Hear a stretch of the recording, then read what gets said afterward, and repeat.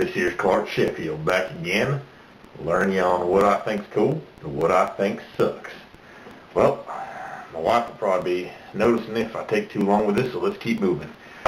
Okay, anyway, enough of the stupid accent. NCAA basketball is underway, and just seeing last week's Sports Illustrated cover with DJ White on it got me totally pumped for the Big Ten basketball season, even though the Big Ten Network is probably going to try to screw me out of as many games as possible. But, you know, c'est la vie.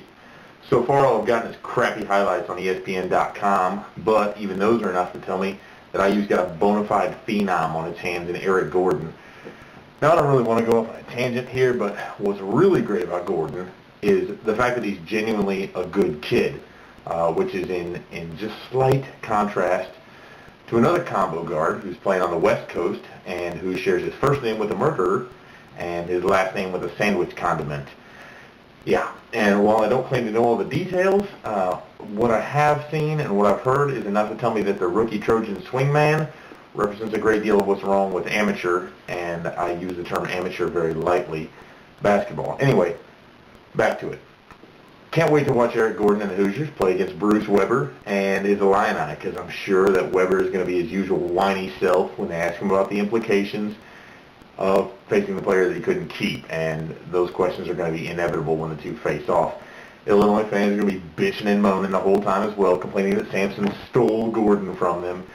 And you know what? I'm looking forward to hearing the chants and the jeers and the taunts, because it's going to make it even that much sweeter when Gordon lays a complete bitch slap on them. I mean, they're all still pissed that Sampson didn't contact little Brucey to let him know that he was opening contact with Gordon.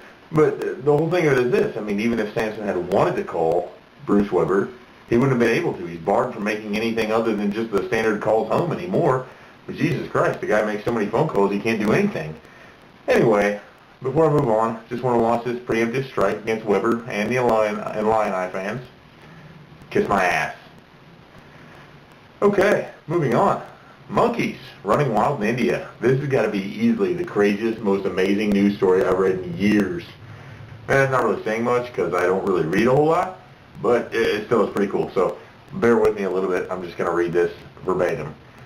This is from the news service in India. Troops of monkeys are out of control in India's northeast, stealing mobile phones and breaking into homes to steal soft drinks from refrigerators, is what lawmakers in the region have complained.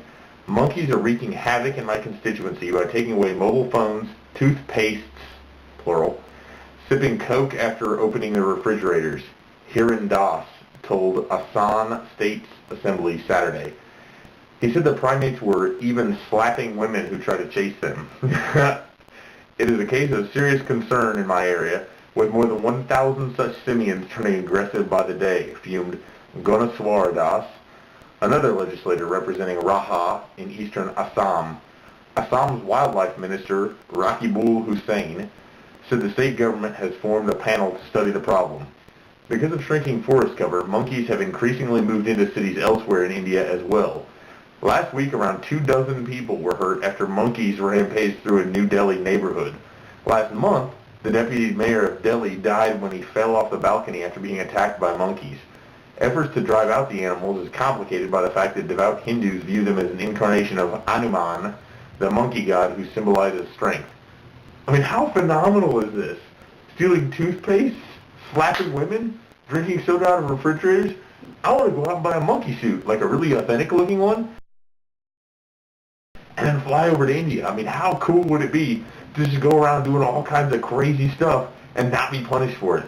I mean, hell, it'd be like being a good football player at a major D1 school, or like being Darryl Strawberry in the 80s with the Mets. Come on, you can slap women, steal stuff out of people's homes, and you wouldn't get caught for it. It'd be great. Okay, moving on. Prediction. The Bears will end the season at or above 500. 10 games into the season, they're 4-6. They will end it at above the 500 mark, or I will do a full Clark Sheffield show wearing one of my wife's bras. Yeah, that's right, I said it. I will wear a bra for the first episode of the Clark Sheffield show that follows the NFL regular season. And I'll definitely be sure to make it like a lacy, low-cut kind of number, because I have got some tremendous boobs, and I really want to showcase them. Okay, really not much else for me to say on that one. And so I will end another stellar edition of my show. I enjoyed it as much as you did, I'm sure, as both of you will be able to tell when this is over. So I gotta go clean the carpet on the other side of my desk now. That's how much I enjoyed it. But until next time, loyal viewer, this is Clark Sheffield reminding you to keep your feet on the ground, keep your head out of your ass.